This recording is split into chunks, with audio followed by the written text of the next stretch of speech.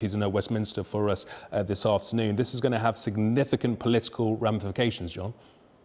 Well, we've spoken to the Department of Health. Obviously, we're in the middle of a general election campaign. There were all sorts of fears about cyber attacks and meddling in the election. I don't think we were quite expecting an attack on the NHS. Now, the Department of Health have referred us to NHS Digital, and they say that as of 15:30, that's what, about 3/4 of an hour ago, 16 NHS organisations had reported that they'd been affected. Now, they say that a number of organisations have reported they've been affected by a ransomware attack. The investigation is at an early stage. Well, there's a technical bit there. I'll let Tom Cheshire explain. At this stage, now contradicting what the last guest just said, at this stage we do not have any evidence that patient data has been accessed. We'll continue to work with affected organisations to confirm this. Now, Digital say that they're working with the Cyber Security Centre and the Department of Health and NHS England to support those areas affected. The attack was not specifically targeted at the NHS and is affecting organisations from across a range of sectors. So, potentially, it's not just the NHS, other organisations as well, perhaps other public bodies. Who knows? We'll find out shortly, no doubt. They're talking about supporting organisations, but they're continuing to communicate with NHS colleagues.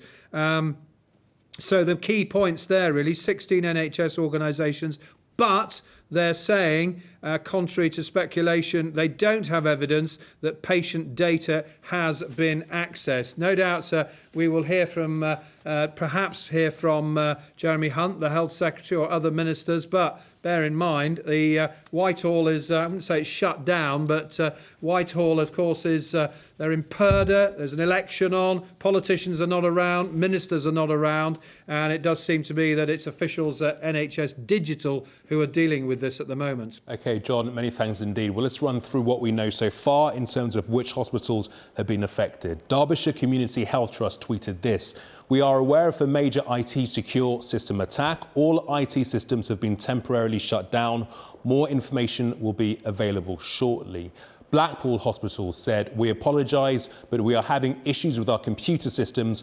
Please don't attend A&E unless it's an emergency." East and North Hertfordshire NHS Trust tweeted this: "We're currently experiencing significant problems with our telephone network, which we're trying to resolve as soon as possible. It is also affecting our IT systems." Filed and Wire CCG wrote, "We are aware of an IT issue affecting some GP computer systems. Patients are asked for understanding while the issue is resolved. Please avoid contacting your GP practice unless absolutely necessary. Should you wish to obtain non-urgent medical advice, please call 111. Well, earlier I spoke to patient safety correspondent at the Health Service Journal, Sean Linton. Well, I am in a position to confirm that we certainly are having a nationwide ransomware attack. We have hospitals based in London and right the way up into North Cumbria that are affected by this. We have actually seen the image that some users are seeing on their computers, which demands a $300 worth of Bitcoin to be paid within the next 3 days. And if they don't, the NHS will lose its files, etc. So that's an image that's actually coming up on some computers. And as you can probably hear in the background, this is quite a developing story for us, but we are hearing a number of trusts are affected by this. And beyond those, several trusts are actually shutting down their systems as a precaution. And a number of major incidents have been declared. Emergency patients are being prioritised. X-rays, blood tests, those kinds of things are not available in some places. And as I said, this is a nationwide attack. We've got hospitals up and down the country that have been affected by this. Well, Sean Linton talking to me earlier on, this breaking news coming into us this afternoon that according to the NHS, 16 NHS organisations had reported that they were affected by this cyber attack issue. Let's talk to our technology correspondent, Tom Cheshire, who has been monitoring this afternoon. Tom, just paint us a picture of what ransomware is and how it affects those that are targeted by it. Well, ransomware is a type of malware. If it gets in your computer, by whatever means that might be opening a link, clicking on the wrong link, downloading a document. And what it does is it locks your computer, encrypts all your files and scrambles them, and says, if you want to decrypt them, if you want to get your data back, pay us some money. And this seems to be what's happening here. The NHS Digital have identified this as what they think is Wanna Decryptor, which is the name for a type of malware. Now, this isn't anything too fancy in the world. It's been out in the wild for some time, but it is getting around. So there's a massive ransomware attack happening in Spain at the moment, not targeting hospitals there. It's actually ended up in companies like Telefonica, the communications company, and they're seeing a similar message to this. It's just in Spanish instead. NHS Digital saying this wasn't specifically targeted at the NHS. On the other hand, it seems to have had a huge impact all across the country, 16 NHS trusts, which does raise the question of cybersecurity. This is a known problem, ransomware. Why did these trusts fall over? Why have they had to postpone operations in some cases and take these drastic steps of bringing it up? We ran an investigation last year into NHS, how much they spend on cybersecurity. 7 NHS trusts said they didn't spend anything on cybersecurity in 2015 at least. Lots of trusts not able to tell us how much they spend. The average spend for an NHS trust is around £20,000 per year on cybersecurity. Now, when that means all this being happened, appointments being postponed, is that enough to be spending? On the other hand, some NHS trusts are very good, spending around £100,000 a year. And with this, there is, a correlation between how much you spend and how secure you are. So I think that's the next question. If this is an attack that wasn't targeted at the NHS specifically, these 16 trusts who have been affected to a huge degree, were they ready enough to deal with it? Tom, this statement coming into us from Barts Health NHS Trust, which covers Mile End Hospital, Newham University Hospital, the Royal London Hospital and St Bartholomew's Hospital and Whipps Cross Hospital. We are experiencing a major IT disruption and there are delays at all of our hospitals. We have activated our major incident plan to make sure we can maintain the safety and welfare of patients. The fact that they have activated their major incident plans, some hospital trusts have had to cancel non-emergency operations. Does this tell us that this is unprecedented?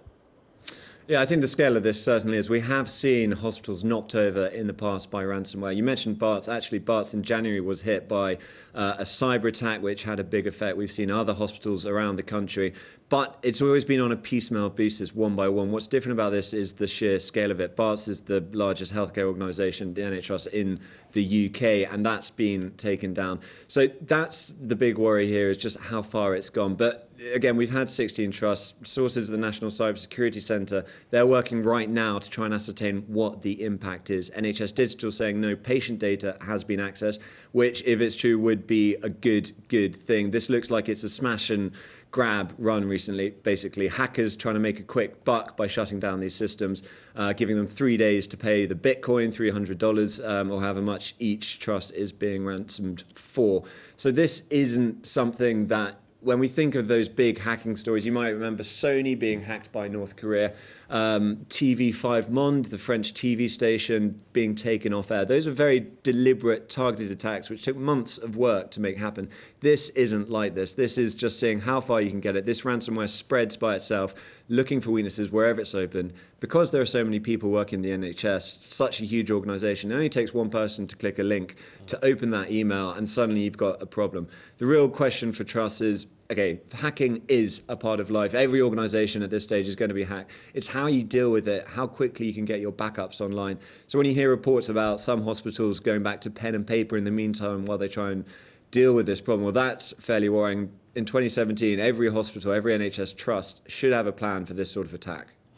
Tom, the National Crime Agency is involved, is investigating. The National Cybersecurity Centre is involved, all working with NHS Digital. Just give us an idea of what they'll be doing right now to resolve this issue. I think the first thing that especially the National Cybersecurity Centre will be doing is trying to work out just how many trusts are affected and to what extent, then working out exactly what's happened here. So if it is just ransomware and no patient data has been accessed, again, it's a very good thing, but they need to make sure of that, because medical information is obviously some of the most sensitive information around. If hackers have hold of that and they want to sell it on, that is deeply, deeply worrying.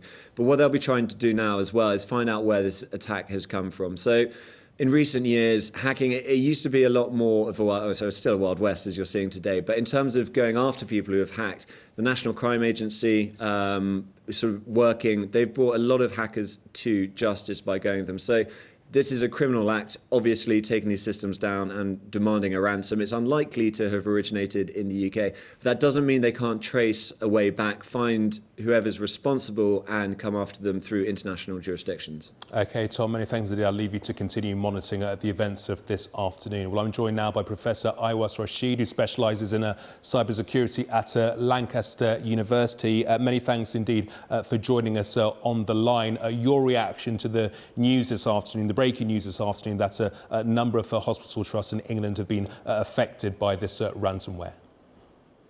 I think, thank you very much for having me here. I think one of the key things that this particular incident shows is the vulnerabilities that arise from our critical infrastructure, in this case, the health service being interconnected. And as your technology expert was noting, this is a ransomware attack. But the key question we have to ask is how the critical systems, such as the patient information systems, are connected to what you may consider non-critical systems, such as email, because apparently, from what we know at this particular point in time, this particular attack has originated from, an email which delivered a ransomware attack. And there are multiple questions that we need to consider here as to how such an attack could propagate through not just systems of one trust, but across the various trusts, and what kind of security measures are in place or what should have been placed and is not in place at this particular point in time. So what type of security measures are in place on a day-to-day basis? How do security officials combat the threats that face services like the NHS on a daily basis? There are a number of good practices out there, and it really depends on what each organization is using in terms of its best practice. But there is good practices around isolation of critical systems from non-critical systems, and you can certainly do quite a few things to make it difficult for attackers. And in this case, again, as we have heard earlier, this is a fairly well-known attack. It's a fairly simple attack in many ways, but it's just the sheer scale of it in this particular incident begs the question as to what are the kind of isolation measures that various trusts or across the trusts that are in place, but also what kind of recovery strategies are in place. So one of the things that I teach my students all the time is that it's not only how you defend against an attack, it's actually how you respond and what mechanisms do you have in place to respond to an attack, and how quickly can you recover from an attack?